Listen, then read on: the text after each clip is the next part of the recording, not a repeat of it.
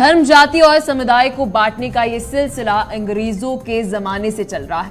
अब जरूरत पड़ती है उन्हें ठोक पीट कर एक कर लिया जाता है और जब जरूरत पड़ती है अपने अनुसार ही उन्हें फिर से बांटने में सारी ऊर्जा झोंक दी जाती है। ताजा घटनाक्रम अब बिहार का है। नीतीश कुमार की सरकार वहां पर जातीय जनगणना करवाना चाहती है। आने वाली 15 मई को यह काम पूरा होने वाला था, लेकिन कल हाईकोर्ट ने इस पर रोक लगा दी। अब कम से कम अगली सुनवाई तक सरकार जनगणना के आंकड़ों को सार्वजनिक नहीं कर सकती है। हाईकोर्ट का कहना है कि जनगणना का काम केंद्र सरकार का है। राज्य ये तभी करवा सकता है जब विधानसभा में इस आशय का कानून पारित किया जाए। जातीय जनगणना का घटनाक्रम क्या है, पहले आपको वो बताएंगे और फिर चर्चा की ओर भी बढ़ेंगे, क्योंकि 7 जनवरी से जातीय जनगणना जो है वो शुरू हो चुकी थी, लेकिन 2020 के अंदर बिहार की विधानसभा के अंदर पारित किया गया था और सभी पार्टियों ने अपना समर्थन दिया था कि जी आप करवाइए जातीय जनगणना। 15 अप्रैल से इसका दूसरे फेज की शुरुआत होने वाली थी। तो जातीय जनगणना का पूरा आपको फेज बता रहे हैं, क्योंकि 7 जनवरी को जातीय जनगणना की शुरुआत हुई, 15 अप्रैल से इसका दूसरे फेज की शुरुआत थी। तो 15 मई को इसकी पूरी आपको बता दें, पहले फेज की शुरुआत होने के बाद 21 अप्रैल को मामला सुप्रीम कोर्ट के अंदर जा पहुंचा। 27 जनवरी को सुप्रीम कोर्ट ने हाई कोर्ट जाने के लिए कहा। पटना हाई कोर्ट के अंदर यह मामला गया। हाई कोर्ट ने 2 और 3 मई को सुनवाई के बाद फैसला सुरक्षित रखा है, लेकिन फिलहाल के लिए 4 मई को जातीय जनगणना पर कहा है कि जो अभी पहले फेज के अंदर डेटा सरकार के पास है उसे सार्वजनिक ना किया जाए। तो फैसला अभी सुरक्षित है, लेकिन फिलहाल के लिए सरकार को यह बात कही गई है कि आपने डेटा कलेक्ट कर दिया है, लेकिन उसे अभी फिलहाल के लिए सार्वजनिक ना करिए। दरअसल बिहार में जातियों का शुरू से ही सर्वाधिक महत्व रहा है। लंबे समय से यहां पर मांग चल रही है कि जिस जाति का जितना हिस्सा है, जितनी जनसंख्या में वो है, उसे उतनी ही मात्रा में आरक्षण दिया जाए। पिछले दिनों कांग्रेस नेता राहुल गांधी ने भी यही मांग उठाई थी और कहा था कि जिसका जितना हिस्सा है उसकी उतनी भागीदारी तय हो। कुल मिलाकर बिहार में सारा मामला अन्य पिछड़ा वर्ग यानी कि ओबीसी और आर्थिक पिछड़ा वर्ग यानी कि ईबीसी को लेकर चल रहा है। पिछली जनगणना के अनुसार बिहार में ओबीसी और ईबीसी की हिस्सेदारी लगभग 55% रही है। कई सर्वे के बाद ये दावा किया गया है कि 2011 के बाद इस प्रतिशत में काफी तेजी से इजाफा हुआ है। जेडीयू और आरजेडी का ये दावा है कि बिहार में ओबीसी और ईबीसी की हिस्सेदारी जहां पहले 55 थी, अब 70% तक हो चुकी है और शायद उससे भी अधिक है। तो 2024 में आरजेडी और जेडीयू इसे भुनाना भी चाहते हैं। दरअसल बिहार देश का एक ऐसा राज्य है जहां पर राजनीति प्रखर होकर दिखती है। बिहार में आजादी के बाद से ही जेपी के आंदोलन में देश की राजनीति को दशा और दिशा दोनों दिखाई है। इसके बाद लालू नीतीश का जमाना आया और अब जो है वो सबके सामने है। बिहार सरकार जातीय राजनीति को लेकर काफी चर्चाओं में बनी हुई है। वही एक बड़ी खबर इस बीच आपको बता देते हैं, एक ब्रेकिंग न्यूज सामने आ रही है, जहां लालू प्रसाद यादव ने केंद्र सरकार पर निशाना साधा है। केंद्र सरकार पे जनगणना में दखल देने का आरोप लगाया गया है लालू प्रसाद यादव द्वारा। बीजेपी बहुसंख्यक पिछड़ों की गणना से डरती क्यों है, लालू ये बात कहते हुए नजर आए। जातिगत जनगणना जनता की मांग है, लालू ने ये बात कही। लेकिन इस बीच आपको बता दें, सुप्रीम कोर्ट ने अपनी कई सारी बातों के अंदर इससे पहले सुझाव दिया है केंद्र सरकार को। सरकार चाहे कांग्रेस की हो या फिर सरकार हो बीजेपी की, निरंतर सुप्रीम कोर्ट द्वारा भी ये सुझाव दिया गया है कि कास्ट सेंसस होना चाहिए। आपको पता होना चाहिए कि देश के अंदर भारत जो एक ऐसा देश है जहां पर अन्य जातियां हैं, कई सारी जातियां हैं, तो आपको पता रहना चाहिए कि कितनी जातियां कौन से क्या ईडब्ल्यूएस के अंदर आती हैं, उनकी आर्थिक स्थिति किस तरीके से है। जब आप जातीय जनगणना की बात करते हैं, इसका मतलब ये नहीं है कि आपने बता दिया कि देश में कितने प्रतिशत किसकी जाति है। जातीय जनगणना का असल में मतलब ये है कि कौन सा वर्ग ऐसा है जो आर्थिक रूप से अभी कमजोर है।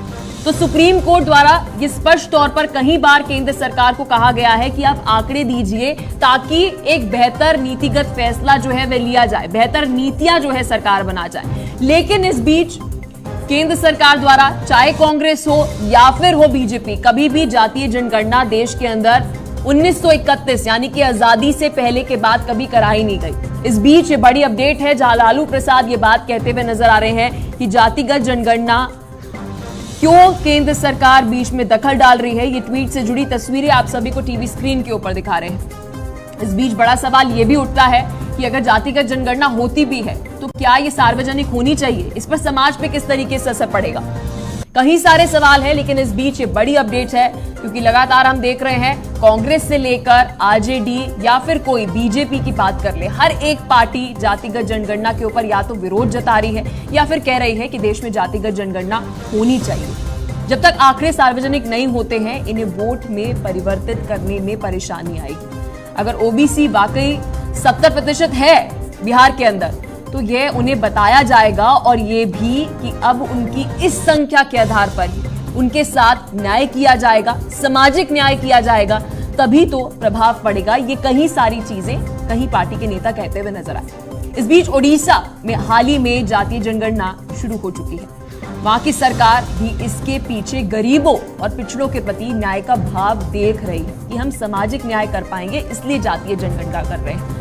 लेकिन ममता बनर्जी ने साफ कर दिया है कि अब जो भी मुद्दे पर चर्चा होगी वो बिहार में ही होगी। मतलब महागठबंधन का पूरा समीकरण और पूरी रणनीति बिहार से ही चलेगी। ऐसे में कई सारे सवाल उठ जाते हैं। कौन से हैं वो सवाल, पहले उन पर भी नजर डालेंगे और फिर उन्हीं सवालों के जवाब जानने की कोशिश करेंगे क्योंकि हमारे साथ हमारे मेहमान भी जुड़ेंगे। क्या जातीय जनगणना सभी समस्याओं का हल है?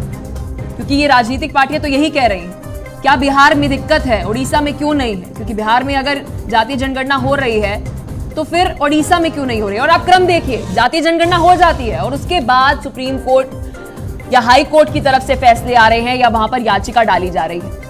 तो डेटा तो आ गया ना पास में। 2024 में क्या जाति सबसे बड़ा फैक्टर रहने वाली है? देश की राजनीति से जाति क्यों नहीं जाती?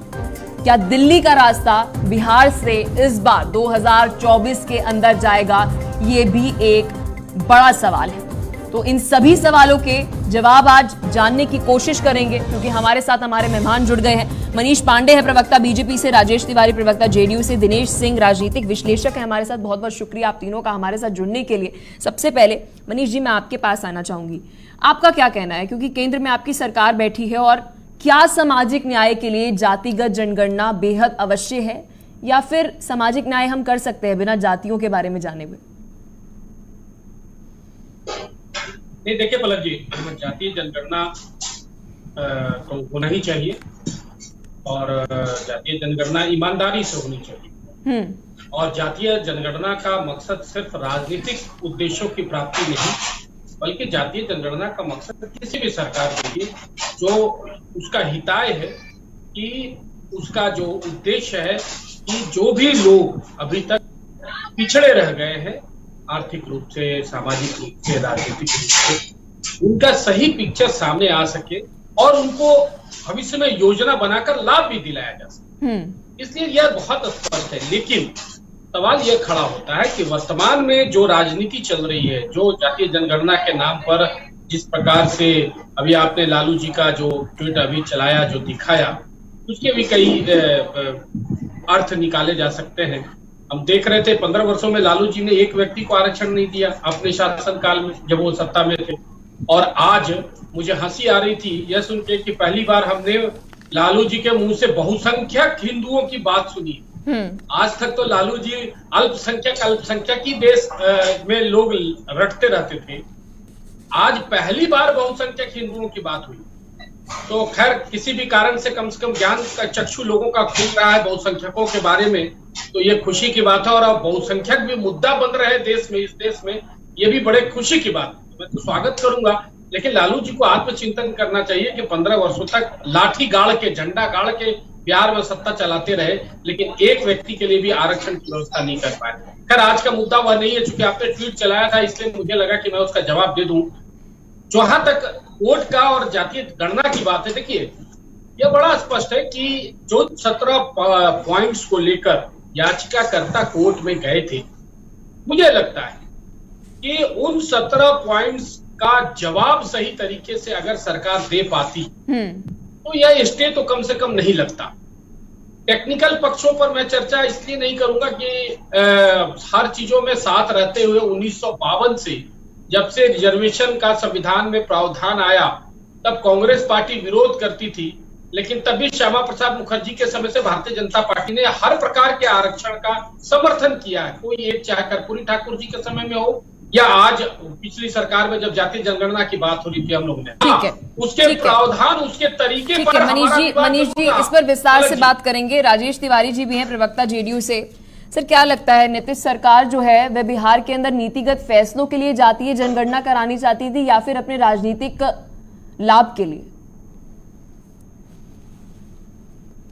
ऐसा है मैडम कि बिहार की जहां तक बात है, बिहार में जातीय जनगणना का एक जो स्थिति हुआ है, और नीतीश सरकार तो कभी भी जो है विकास के कार्यों में भी ध्यान देती है। और जातीय जनगणना से ऐसा नहीं है कि आप जिस पर्पस में और जिस तरह से आज बीजेपी पेश कर रही है, ये दो बार जो विधानमंडल से पारित हुआ है उसमें ये लोग साथ दिए हैं, पूरा विपक्ष और पक्ष दोनों साथ दिया है और उसमें पारित हुआ है।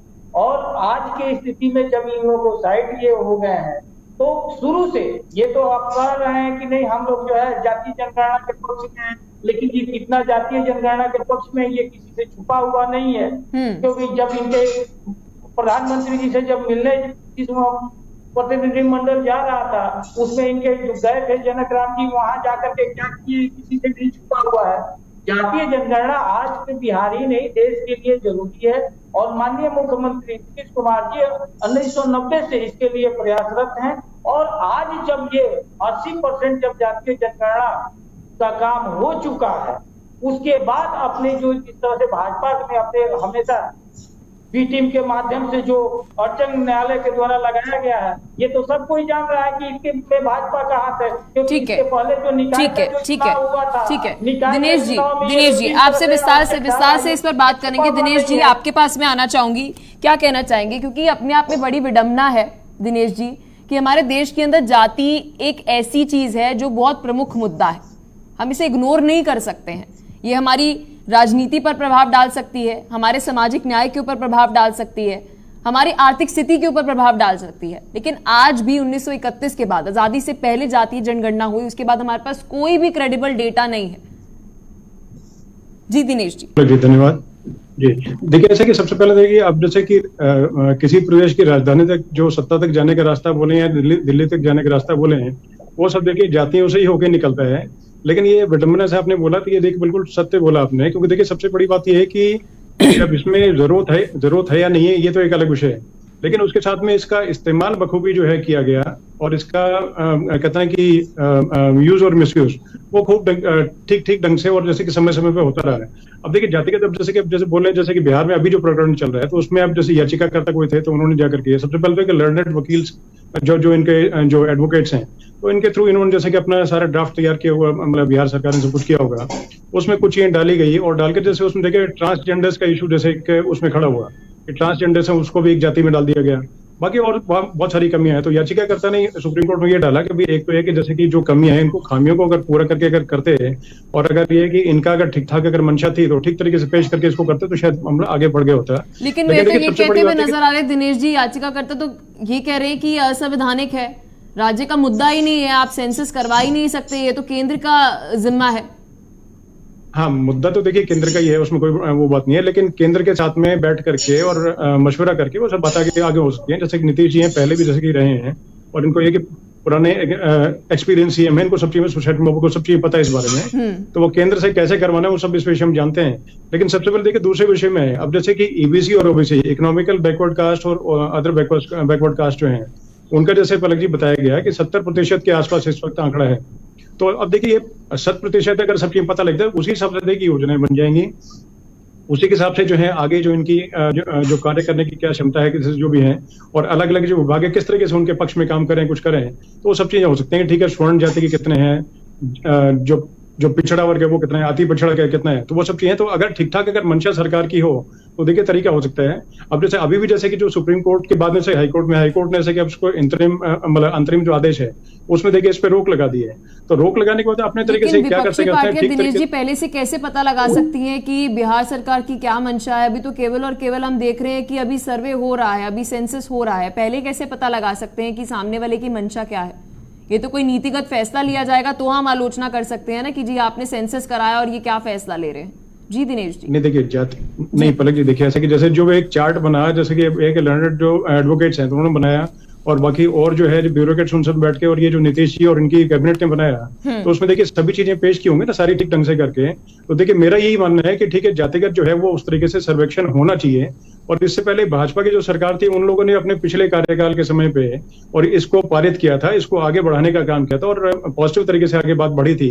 उसके बाद आगे बीच में कहां पर क्या रुका, कैसे रुका, बाद में नीतीश जी के समय में ठीक है, अब जैसे कि 20 अगस्त करीब 27 फरवरी 2020 में और इनकी पहली इस बारे में जो नीतीश जी हैं इनकी बैठक हुई, उसके बाद फिर इन्होंने अपने साथ में पक्ष में लिया था तेजस्वी यादव दिनेश जी। ठीक है मनीष जी, मैं आपके पास आना चाहूंगी।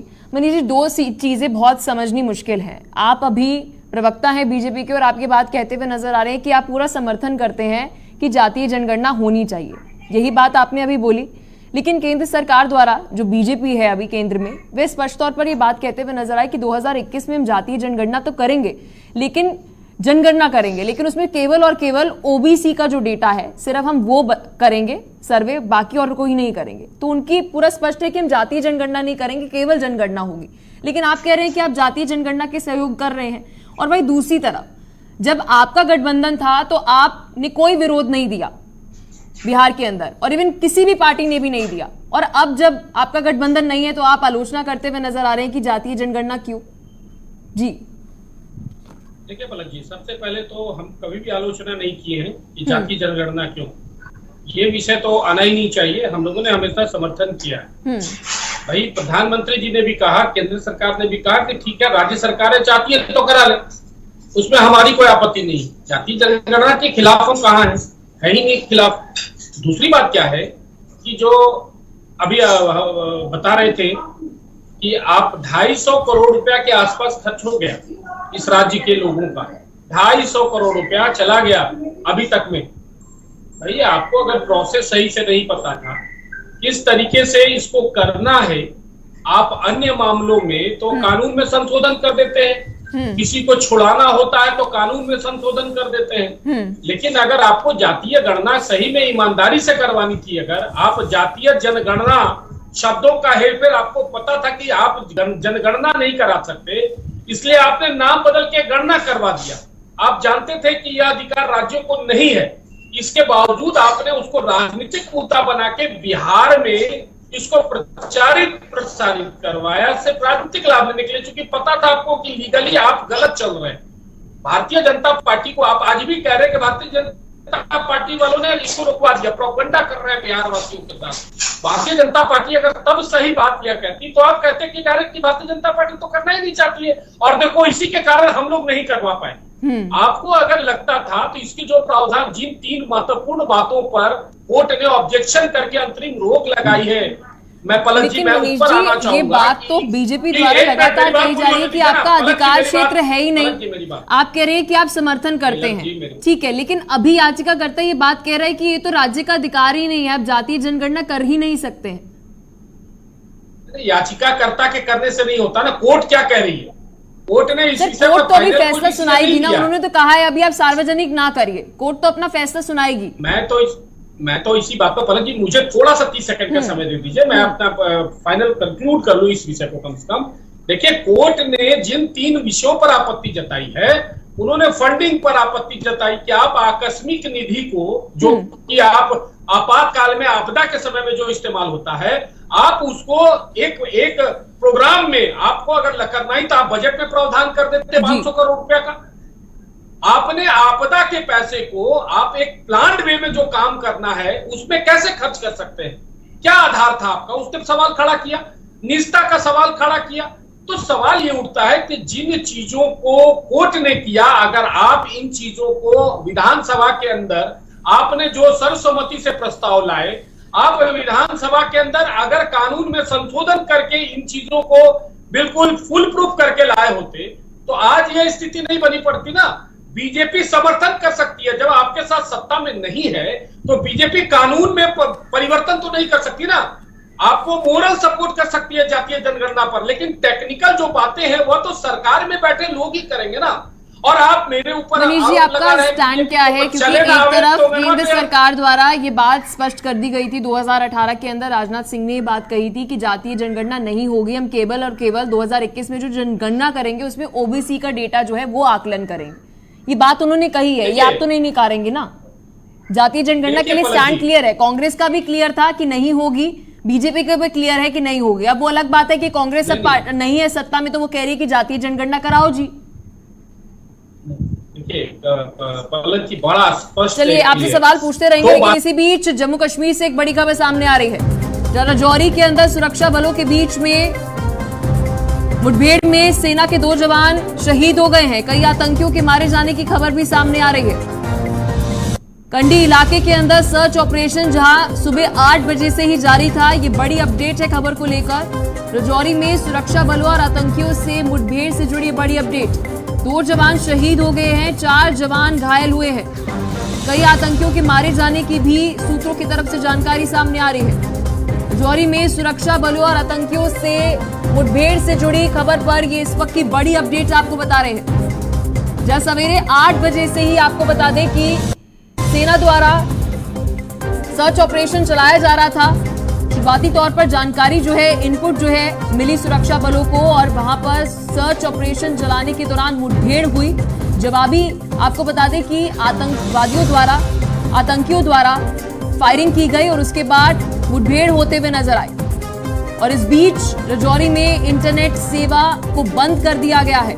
और बड़ी बात यह भी है कि जहां कल नॉर्दर्न कमांडर की मीटिंग भी होते हुए नजर आई थी पुंछ राजौरी के अंदर हालात को लेकर। तो ये बड़ी अपडेट आपको बता रहे हैं। चलिए चर्चा की ओर वापस आते हैं और हमारे साथ जेडीयू से भी राजेश जी हैं। राजेश जी, आप क्या कहना चाहेंगे? बीजेपी की तरफ से आप समझ पा रहे हैं क्योंकि एक तरफ वो समर्थन भी कर रहे हैं आपका कि आप जातिगत जनगणना करिए भी, लेकिन उनको आपत्ति भी है। पलक जी, ऐसा है कि ये लोग तो जनगणना तो करा ही नहीं पा रहे हैं जिस समय पर देश में, तो ये जातीय जनगणना की बात करना तो ये हास्यास्पद की बात है। जहां तक ये बोल रहे हैं कि हम लोग समर्थन भी करते हैं, ये समर्थन करते तो ये भाजपा राजित प्रदेशों में नहीं होता।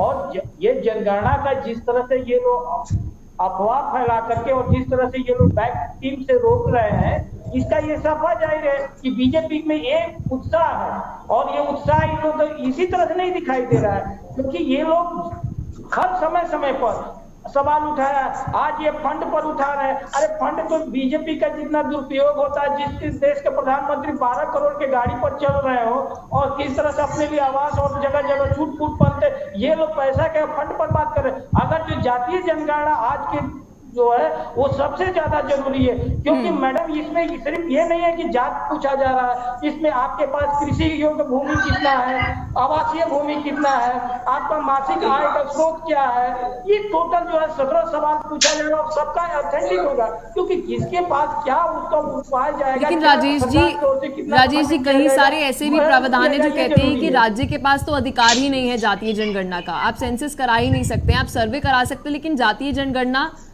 केंद्र का मुद्दा है। आप मोर्चा अपने हाथ में कैसे ले सकते हैं? जो हम लोग का ये है तो मैडम ये प्रतिनिधि मंडल जिस समय माननीय मुख्यमंत्री नीतीश कुमार जी के साथ गया था, उस समय क्या प्रधानमंत्री जी बोले थे कि आप अगर कराना चाहे तो आप करा सकते हैं, और आज कराया जा रहा है। लेकिन जो आप मनीष छोटा सा टिप्पणी दे दूं? बिल्कुल, आपको भी समय पूरा दिया। नहीं, छोटा सा ले लीजिए, उसका राजेश जी बोलेंगे। मैं छोटा सा। राजेश जी आपसे एक सवाल पूछ रहे हैं मनीष जी। जी बोलिए मनीष जी। आपने तो मेरा ही सवाल का मतलब आपने जवाब दे दिया राजेश जी, धन्यवाद। ये जो 19 पॉइंट थे, कोर्ट को तो इसी पॉइंट पे ना आपत्ति है। क्या आप गणना नहीं करवा रहे, आप सर्वे करवा रहे जिसका कि आपको ये अधिकार ही नहीं है। आप अगर गणना करवा रहे हैं तो ये आपने जो कॉलम जो पॉइंट्स जो आप सर्वे करवा रहे हैं, कोर्ट ने तो उस पर भी आपत्ति जताई है ना। आपको क्या अधिकार है कि आप किसी की निजता में दखल डालें कि आपके पास क्या है, घर में क्या है, क्या पहने हैं, अंडरवियर किस कलर का है, गारमेंट्स अंडर गारमेंट्स किस कलर का है। आप तो इसी में फंस गए ना। आप अगर जिस उद्देश्य से आप करवाना चाह रहे थे, अगर वही उद्देश्य आपका रहता तो कोर्ट आप पे ऑब्जेक्शन क्यों करता? लेकिन मनीष जी, आप जो ये बात कह रहे हैं कि किसी की निजी जानकारी ठीक है, लेकिन निजी जानकारी जानना भी तो जरूरी है ना। अगर पता नहीं चलेगा कोई इकोनॉमिकली वीकर सेक्शन है, अगर आर्थिक रूप से कोई व्यक्ति कमजोर है, और बिहार में कितने लोग आर्थिक रूप से कमजोर हैं, अगर ये डेटा ही नहीं होगा तो उनके लिए किस लिए नीति कैसे बनाई जाएगी? आप मुझे कोई एक रास्ता बता दीजिए मनीष जी, मैं ये जानना चाहती हूँ आपसे। आप मुझे एक रास्ता बता दीजिए। मनीष जी, आप मुझे एक रास्ता बता दीजिए कि क्या इसका पलक जी, रास्ता आप भी क्या होगा। विषय समझिए।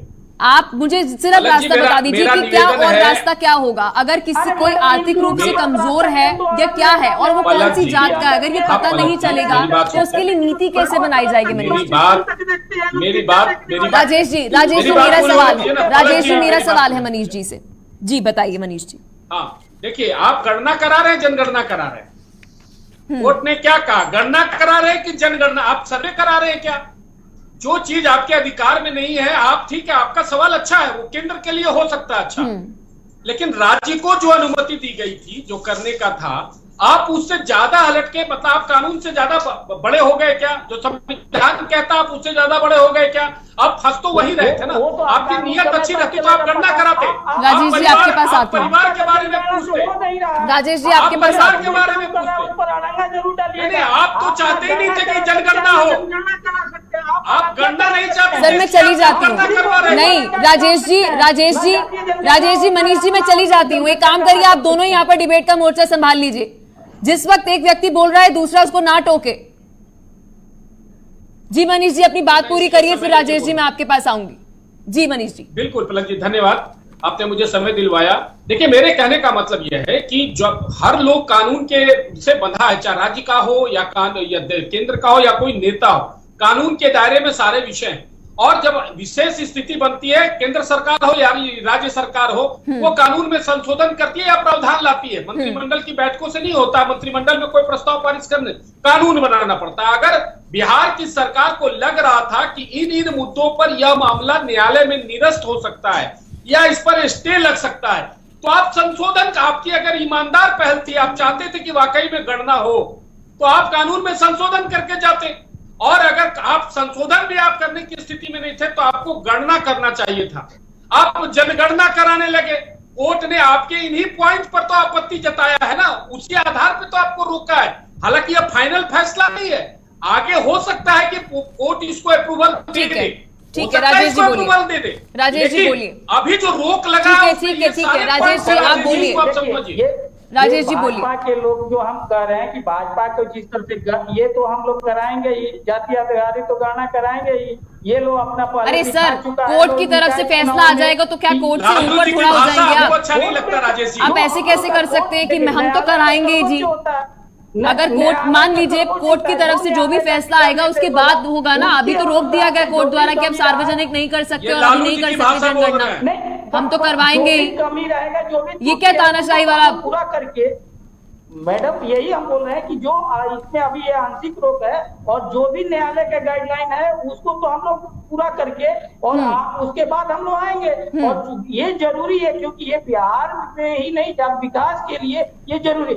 इन लोगों का तो चूंकि चुनाव ही इन लोगों का एजेंडा रहता है, तो ये उसी आधार पर किसी तरह से इसके पहले निकाय चुनाव में ये लोग पटकनी खा चुके हैं।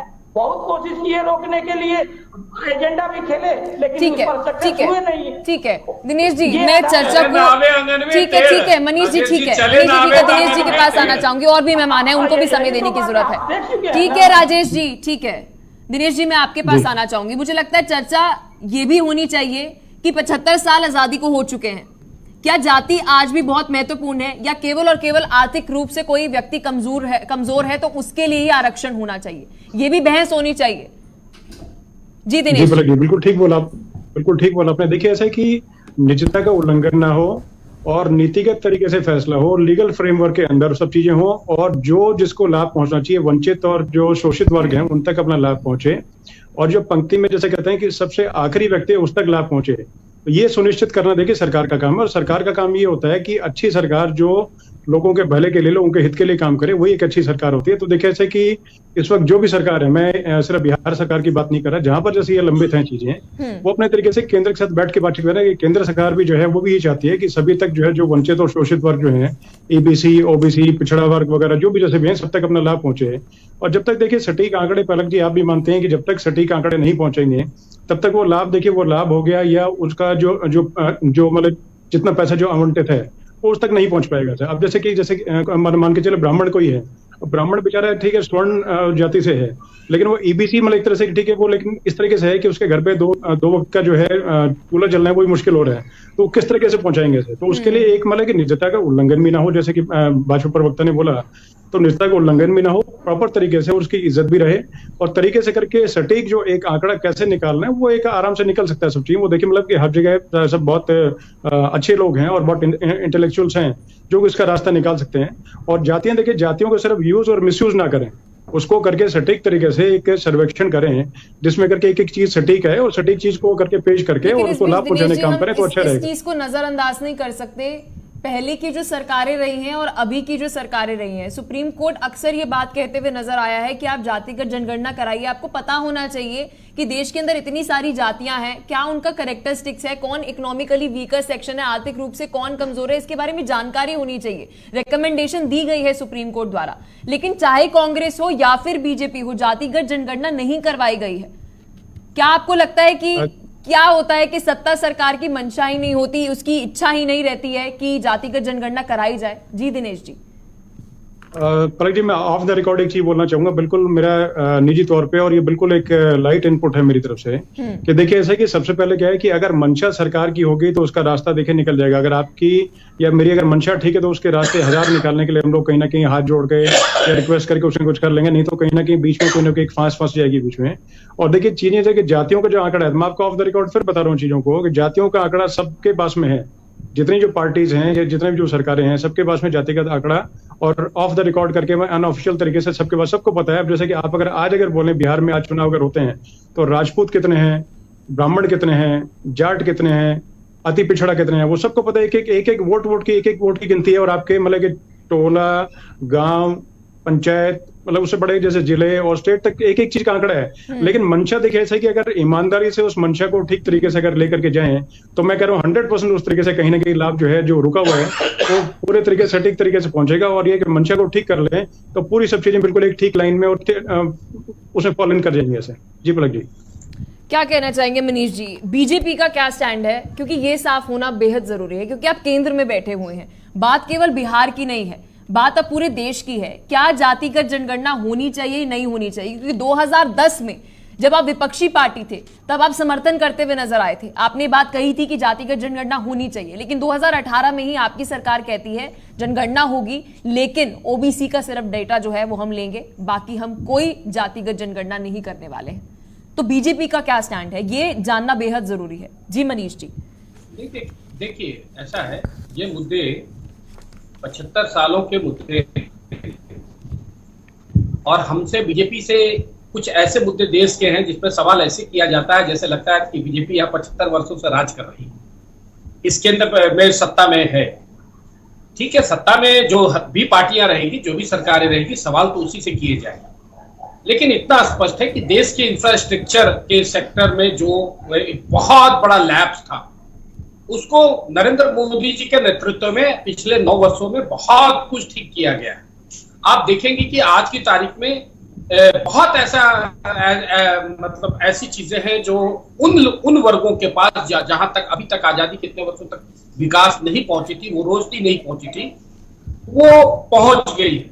ठीक है, जातीय जनगणना एक मुद्दा है, यह होना चाहिए, मुद्दा नहीं एक विषय भी है, एक सब्जेक्ट है, लेकिन क्या पिछड़ों का, दलितों का, शोषितों का, वंचितों का विकास सिर्फ जनगणना करने से हो जाएगा? अरे सर, मैं एक बार फिर आपसे सवाल पूछती हूँ, अगर आपके पास डेटा नहीं होगा पॉलिसी कैसे बनाएंगे?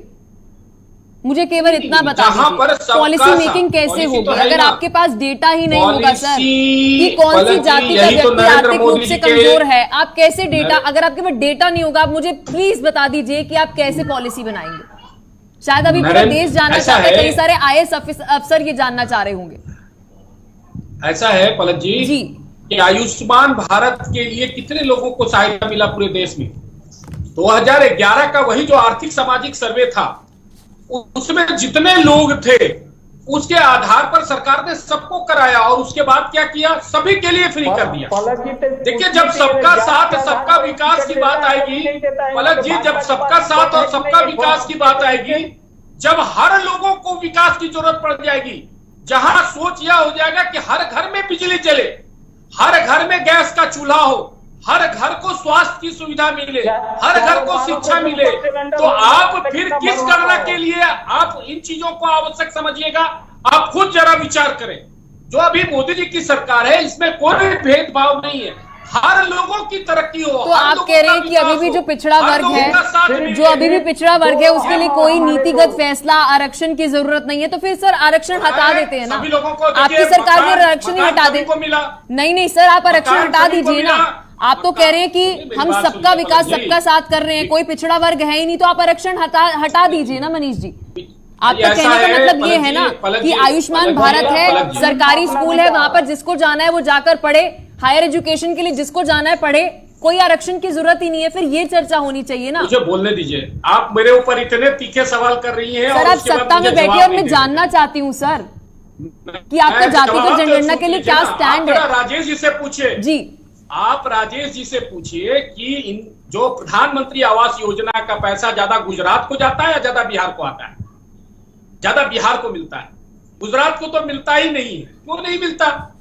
क्योंकि वो जो सर्वे है उसमें जिस लेवल पे बीपीएल परिवार आता है, पलक जी सुन लीजिए। ठीक है मनीष जी, ठीक है राजेश जी, ठीक है राजेश जी, आपका समय बोलिए। ठीक है मनीष जी, फिर से आप वही दोहरा रहे हैं। मनीष जी राजेश जी, आप फिर से वही दोहरा रहे हैं। एक व्यक्ति से सवाल पूछा जा रहा है, दूसरा बोल रहा है। मनीष जी आपको समय दिया, आप राजेश जी को बोलने दीजिए। जी राजेश जी बोलिए। राजेश जी बोलिए। देखिए, ये भाजपा के लोग जो है ना, ये सबका साथ और अपना विकास करते हैं। ये कांग्रेस से तुलना करते हैं। कांग्रेस इतना साल में अपना पूरे देश भर में सब जगह कार्यालय नहीं बना सकी, लेकिन ये लोग 500 जिलों से ऊपर अपने कार्यालय बना चुके हैं, वो भी मुंबई। राजेश जी चर्चा जातिगत जनगणना पे हो रही है, मैं आपको मुद्दा बता दूं। जनगणना पर मैडम आ रहे हैं। ठीक है, जातीय जनगणना की जहाँ तक बात है, देखिए हकीकत ये है कि इसको लेकर के जदयू और माननीय मुख्यमंत्री नीतीश कुमार जी सीरियस है। ये लोग दबाव में आकर के जिस तरह से भी पक्ष विपक्ष किया लोग, क्योंकि अगर बीजेपी का एजेंडा रहता तो सिर्फ प्रदेश में ही नहीं, इनका देश में सरकार है, 14-15 राज्यों में सरकार, ये कहीं ना कहीं जरूर कराते। लेकिन इन लोगों को, ये लोग कहते हैं कि हम लोग हिंदूवादी के, लेकिन असल में ये लोग सिर्फ कुछ चुनिंदा कास्टों के बेस्ट की ये आधारित पार्टी हो गया। अगर सबका ये लोग विकास करना चाहता, सबको ये तो जातीय जनगणना जरूरी रहता। और ये जो 17 पॉइंट है मैडम, ये कह रहे हैं कि आप निजी सवाल पूछ रहे हैं और डीएल का सवाल पूछ रहे हैं, ये मनीष जी बोल रहे हैं। आप बताइए, निजी जमीन के, मैं नहीं बोल रहा, कोर्ट पूछ रही है जमीन के बारे में, मैं नहीं बोल रहा, कोर्ट फैसला लेगी राजेश जी, वो कोर्ट फैसला लेगी। आप मैडम देखिए, कोर्ट के फैसले का हम इंतजार कर रहे हैं। चुनने वाले लोग अगर दूसरे का सवाल कर रहे हैं, निजी सवाल नहीं पूछ रही राजेश जी। ठीक है राजेश जी, ठीक है। दिनेश जी, इस समय एक और भी नई बात है कि अभी नीतीश सरकार की 5 उंगलियां घी में तो हैं, क्योंकि सर्वे हो चुका है, जनगणना हो चुकी है, सार्वजनिक नहीं होगी, अब उस पर बहस उठ रही है। जी दिनेश जी।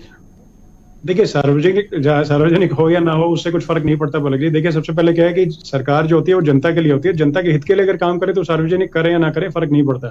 सबसे पहले देखिए, ये देखने का काम है कि ठीक है, जो इन्होंने जनगणना की है या इन्होंने जो जातीय सर्वेक्षण, जो कास्ट सेंसस किया, जो भी कुछ किया है, इनके पास आंकड़े सब कुछ पहले भी थे। मैं कह रहा हूँ, दोबारा फिर बता रहा हूँ कि पहले भी थे, दोबारा अब ऑफिशियल तरीके से रिकॉर्ड्स में आ गए हैं। तो उसका इस्तेमाल, मतलब उसका मिसयूज ना हो, उसका यूज करके और जनता के भले के लिए, जनता के हित के लिए काम हो। जो शोषित और वंचित वर्ग है उसके भले के लिए काम हो, चाहे ब्राह्मण हो, चाहे ईबीसी, ओबीसी या अति पिछड़ा, जिस मर्जी वर्ग से हो। लेकिन मेरा यही कहना है कि हर जो शोषित और वंचित जो व्यक्ति है उस तक इसका लाभ पहुंचे, उस तक फंड्स पहुंचे, और उसके लिए सरकार काम करे। उसी दिशा और उसी उसमें अगर करें तो अच्छा रहेगा। बस ये। मनीष जी, आप क्या कहना चाहेंगे? अब नीतीश सरकार से क्या आपत्ति है कि जनगणना हो तो किस तरीके से हो? आपका सुझाव क्या रहेगा? बिल्कुल, मैं राजेश जी को बड़ा अच्छा से, प्रेम से और बड़े आदर भाव से सुन रहा था। देखिए, ऐसा है, अगर इनको ये पता था कि राज्य को यह अधिकार नहीं है इन सब चीजों को करने का, तो शुरू में ये बात स्वीकार ही नहीं करते कि ठीक है हम करा लेते हैं, कम से कम राज्य का 250 करोड़ रुपया बर्बाद तो नहीं होता। और उसी समय केंद्र पर आरोप लगाते कि हाँ जी आप करो, हमको तो अधिकार नहीं, आप ही करो। भाई, इतना 17 वर्षों से लगातार मुख्यमंत्री है ना, इतना तो समझ तो होगा ही। लेकिन इसको सिर्फ राजनीतिक मुद्दा बनाने के लिए इन लोगों ने, और ये कि हम तो चाहते ही हैं, लेकिन कोर्ट ने रोक दिया। भाई जनता का पैसा है, उसको अनावश्यक खर्चा मत कीजिए और जो काम कीजिए। कहते हैं चले ना आवे तो आंगनमा टेढ़। आपको खुद करने आता नहीं है और आप आंगन के ऊपर आरोप लगाते हैं कि आंगन में गड्ढे हैं। अरे पहले चलना ठीक से सीख लीजिए कि हाँ हम ईमानदारी से पिछड़ा सब समाज का कैसे विकास कर सकते हैं। राजेश जी, सिर्फ बोलने से नहीं होता है। 35 वर्षों से एक व्यक्ति और एक मनीष जी 27 फरवरी 2020 के अंदर बकायदा, ठीक है आपके पास आती हूँ सर, आपके पास आती हूँ, ठीक है अभी राजेश जी आपके पास आती हूँ, सवाल पूछ लूं आपकी इजाजत हो तो। मनीष जी, आप ये बात कह रहे हैं कि ये 17 पॉइंट के ऊपर कहीं सारे आप मुद्दे उठा रहे हैं, लेकिन ये पूरा प्रपोजल तो बिहार विधानसभा के अंदर दिया गया था, सभी पार्टियों ने समर्थन किया था, जेडीयू, आरजेडी, बीजेपी सबने समर्थन दिया था कि आप कराइए। एक चीज को आप समझिए जी, सर्वसम्मति से बिहार विधानसभा ने यह फैसला लिया था कि जाति जनगणना होनी चाहिए। लेकिन उसके पॉइंट्स क्या क्या होंगे, किन किन बातों पर सर्वे होगा। सर प्रपोजल में लिखा था, की बात आई थी, सर प्रपोजल में लिखा था, जब बिहार विधानसभा के अंदर पेश किया गया था, प्रपोजल में बकायदा लिखा गया था कि इस चीज के आधार पर हम करेंगे। नहीं सर लिखा था। इस पर कोई भी ऑल पार्टी मीटिंग, इस पर ऑल पार्टी, राजेश जी आपसे सवाल नहीं है मेरा, आपके पास आऊंगी अभी। मनीष जी बोलिए। इस विषय पर ऑल पार्टी मीटिंग्स नहीं हुई। उसके बाद जब करवाना था तो हमारे प्रदेश अध्यक्ष तत्कालीन डॉक्टर संजय जायसवाल जी ने आपत्ति भी किया था इस विषय पर कि कम से कम जब आप जनगणना करवा रहे हैं तो किस तरीके से करवा रहे हैं, कैसे करवा रहे हैं, किन शर्तों पर करवा रहे हैं, इसके लिए कम से कम ऑल पार्टी मीटिंग्स होनी चाहिए थी। लेकिन तब इन लोगों ने कहा था कि भाजपा वाले विरोध कर रहे हैं और ये नहीं चाहते हैं कि यहाँ पर गणना का काम हो। तो बीजेपी वाले कह रहे हैं कि आपको अधिकार ही नहीं है राज्य को, और बीजेपी वाले क्या सर, कई सारे एक्सपर्ट कह रहे हैं कि राज्य को अधिकार ही नहीं है जातिगत जनगणना कराने का। नहीं, ये मैं नहीं कह रहा पलक जी, फिर आप लोग बीजेपी पर डायरेक्ट क्यों जाके इस बात का प्रोपगंडा किसी पार्टी को लेने देती है कि बीजेपी। अरे कोर्ट ने जो ऑब्जेक्शन किया, कोर्ट ने जो कल जो बातें की, जिन पॉइंट्स पे उसने आपत्ति जताई, भाई गणना की बात थी, जनगणना की बात नहीं थी। इन्होंने जो पॉइंट्स लगाए हैं वो सारे जनगणना के हैं। इस बात को आप पॉइंट आउट क्यों नहीं कर रही है डिबेट में? ठीक है राजेश जी, अब क्या कहना चाहेंगे, क्या अगर अब कोर्ट द्वारा जो फैसला आता है, क्या इससे पहले आप इंतजार नहीं कर सकते थे कि राज्य सरकार इंतजार करती जैसे बाकी सारे राज्य कर रहे हैं? किसी और राज्य द्वारा तो ये चीज नहीं करेगी। ओडिशा के ऊपर भी अब शायद ये फैसला आते हुए, जब आपकी तरफ से फैसला है यहाँ पर कोर्ट पे, तो ओडिशा में भी देखेंगे शायद कोई कार्रवाई होते हुए नजर आए, लेकिन और किसी राज्य ने नहीं करा। 2021 की जनगणना का इंतजार किया, नहीं हुई, आगे का इंतजार कर रहे हैं। वही तो बात है मैडम कि ये जो सवाल उठा रहे हैं मनीष जी, सबसे पहले तो इनको ये बताइए कि आप ये बताइए कि जब प्रतिनिधिमंडल माननीय मुख्यमंत्री नीतीश कुमार जी के नेतृत्व में जब प्रधानमंत्री जी से मिला तो प्रधानमंत्री जी ने क्या कहा कि आप लोग अपने स्तर से कराइए। तो अगर क्या ये प्रधानमंत्री जी को नहीं मालूम था कि ये जो जातीय जनगणना है और राज्य का अधिकार नहीं है, तो क्यों वो बोले? इसके मतलब प्रधानमंत्री जी को भी जानकारी नहीं था। ऐसे उनको बहुत विषय पर जानकारी नहीं रहता है। आपको जानकारी नहीं थी। पर्सनल कमेंट नहीं, पर्सनल कमेंट मत करिए सर, मैं एक दूसरे का सम्मान करते हुए। ऐसा है कि यहाँ अभी कुछ मन पहले इन लोगों का जब गठबंधन टूट जाने के बाद भी जो है ये सार्वजनिक रूप से जो है इस पर सर्वदलीय बैठक बुलाया गया था और उसमें बीजेपी के लोग शामिल भी हुए थे। लेकिन चूंकि अभी कोर्ट का फैसला आ गया तो इन लोगों को तो कमी कुछ, लेकिन ऑल पार्टी मीटिंग तो नहीं की गई ना कि आने वाले समय के अंदर किस तरीके से जातिगत जनगणना की जाएगी। सबको कॉन्फिडेंस में लेना जरूरी है ना, लोकतंत्र से देश चलता है ना।